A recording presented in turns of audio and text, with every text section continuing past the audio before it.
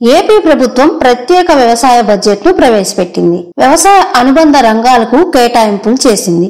ఎన్నికల సమయంలో ఇచ్చిన హామీల అమలుకు బడ్జెట్ లో ప్రాధాన్యత ఇస్తున్నట్లు వెల్లడించారు.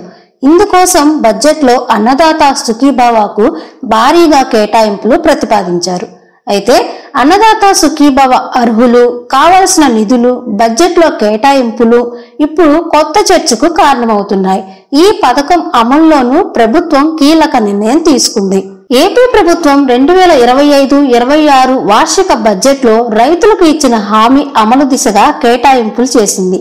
తాము అధికారంలోకి వస్తే ప్రతి రైతుకు 20,000 రూపాయల చొప్పున ఆర్థిక సాయం అందిస్తామని చెప్పారు.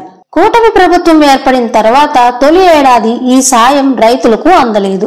2025-26 ఆర్థిక సంవత్సరానికి సంబంధించి ప్రతిపాదించిన బడ్జెట్ లో ఈ మేరకు నిధులను కేటాయించింది.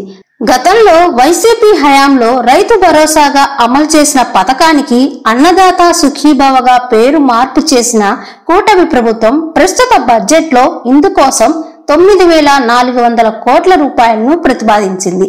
కాగా వైసీపీ చెప్తున్న లెక్కలు మాత్రం భిన్నంగా ఉన్నాయి.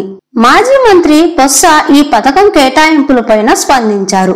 అన్నదాత సుఖీభవ అమలుకు కావాల్సింది 10,717 కోట్లుగా పేర్కొన్నారు. బడ్జెట్ లో తక్కువగా కేటాయింపులు చేశారని విమర్శించారు.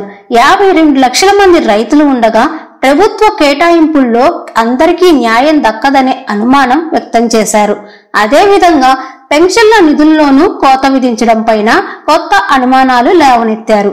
తల్లికి వందనం కింద 81 లక్షల మంది విద్యార్థులకు 12,000 కోట్లు అవసరమని వివరించారు. బడ్జెట్ లో తల్లికి వందనం కోసం 9,407 కోట్లు కేటాయింపు చేయడం ద్వారా అందరికీ ఈ పథకం అమలు చేయడం పైన అనుమానం వ్యక్తం చేశారు. గిట్టుబాటు ధర లేక రైతులు ఇబ్బంది పడుతున్న నేపథ్యంలో గత ప్రభుత్వంలో 3,000 కోట్లు మార్కెట్ ఇంటర్వెన్షన్ కింద నిధిని ఏర్పాటు చేసిన విషయాన్ని బొత్స గుర్తు చేశారు. కూటమి ప్రభుత్వం ఈ బడ్జెట్ లో 3,000 కోట్లు మాత్రమే కేటాయించడం పైన ప్రశ్నించారు. ఇక కూటమి ప్రభుత్వం అన్నదాత సుఖీభవ పథకం అమలుపైన కీలక నిర్ణయం తీసుకుంది. పీఎం కిసాన్ పథకం కింద అందుతున్న 6,000 మినహాయించి లబ్ధిదారులకు 14,000 రూపాయల చొప్పున 3 విడతల్లో వారి ఖాతాల్లో జమ చేయాలని నిర్ణయించింది. అయితే ఈ పథకం అమలు మార్గదర్శకాల ఖరారు పైన రైతులు ఆసక్తిగా నిరీక్షిస్తూ ఉన్నారు. ప్రభుత్వం మాత్రం అందరికీ ఈ పథకం అమలు చేస్తామని భరోసా ఇస్తోంది.